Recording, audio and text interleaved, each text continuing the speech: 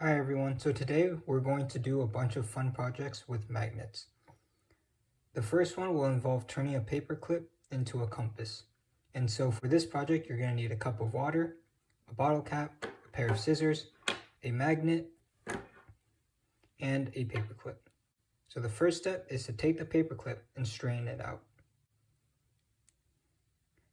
Once it's straight, take about a 1 to 2 inch section of the paperclip and cut it off using the scissors.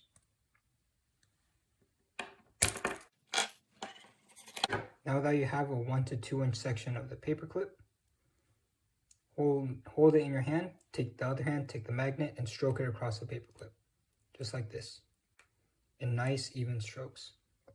The most important part of this is to make sure that you're going in a circular arc as you're stroking the magnet across the paperclip. This is important because the magnet needs to be rubbed across the paperclip in the same direction every single time. This way the magnetic domains in the paperclip line up with the magnetic field of the magnet. And so notice how as soon as I'm done with each stroke, I go back to the starting point and do another one. You should not be going back and forth like this. This will cause the magnetic domains inside the paperclip to randomize instead of lining up. A good rule of thumb is about 50 to 100 strokes or 1 to 2 minutes of doing this. This will completely magnetize the paperclip, which is what you're looking for. A good way to test it is to move your magnetized paperclip over another unmagnetized paperclip and seeing if you can lift it up. For example, if I take this, try to lift up this part of the paperclip, notice how I can pretty easily, am I lifting it up? Yeah, I can pretty easily lift it up, which means my paperclip has been magnetized. Next step is to take your bottle cap and place it in the middle of your cup of water. It's going to drift a little bit, that's okay. It makes it a little harder to do this project, but it's fine. So try to make sure it's in the middle and then place your paperclip on top. And notice how the paperclip is trying to align itself. It's going to align itself with the magnetic field of the Earth, which I believe is, the North Pole is this way in my house, about like this direction. So notice how my paperclip is lining itself up with that. And you have successfully created a compass using a paperclip. The second part of the project is to see the effects of electricity on magnetism. For this part, you're going to need a 9-volt battery, 2 alligator clips, and copper wire. The problem is I don't exactly have any copper wire in my house, so I'm just going to use another alligator clip. So pretend this is copper wire. So you take one alligator clip and clip it to one terminal of the 9-volt battery. Next, you clip the other end onto your copper wire. Remember, I don't have copper wire, so, you know. Next, you clip the other end of the copper wire to the other alligator clip. And finally, you lay your copper wire over your compass, or in this case, you're going to be putting it over the compass that you just made. There we go. It's a little hard doing this with alligator clips because they don't like staying still for long periods of time.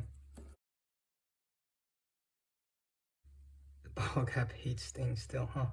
Okay, and finally, you're going to take the other end of your alligator clip and touch it against the terminal. And you're going to watch as the paperclip completely switches direction. This is due to the magnetic field that is created by the running current in the copper wire. This is the copper wire. And so I will show you that again.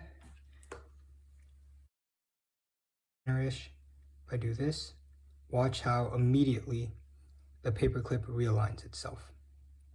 And that is how you create a magnetic field using electricity. The final part of the project doesn't involve the paperclip or the cup of water at all, although you will have to use the alligator clips. And the project essentially goes like this. You take a voltmeter, which I have in my house, and the voltmeter should have 2 leads. First, you attach one alligator clip to one end of the voltmeter. Take the other alligator clip and attach it to the other end of the voltmeter. Next, you take your copper wire and then you make a coil using it. So I like to have 3 fingers here and coil the wire around my 3 fingers. Unfortunately, I don't have any copper wire, so the coil won't exactly work with alligator clips, but pretend this was copper wire and you just coil it around your fingers like this, okay? Finally, you connect the ends of the copper wire with the ends of the alligator clip. And notice how I still have about a coil right here. Now, I don't have any strong magnets in my house, but generally what you want to do is you want to take your magnet and push it in and out of the coil of wire. So like this, just push it in and out of the coil of wire. This should induce an electric field, which should give a reading on the multimeter. So I think I recommend you change the setting all the way to current. So notice it says DC MA. I mean, that's current. So you move it over there. Make sure it's aimed at 0.5 or the smallest reading on the multimeter. I think microamps is probably the best you can do with this setup. And you try to move your magnet in and out of the coil of wire and seeing if you can get a reading onto the multimeter. This is much easier to do with neodymium magnets. And the way I have it set up is, the way I want it to be set up is with the spring attached to the magnet, and the spring will oscillate in and out of the coil of wire. So if you can imagine the magnet here, a spring attached to the magnet, and so the spring will oscillate the magnet in and out of the coil of wire. Okay, that is all for today. Thank you for listening.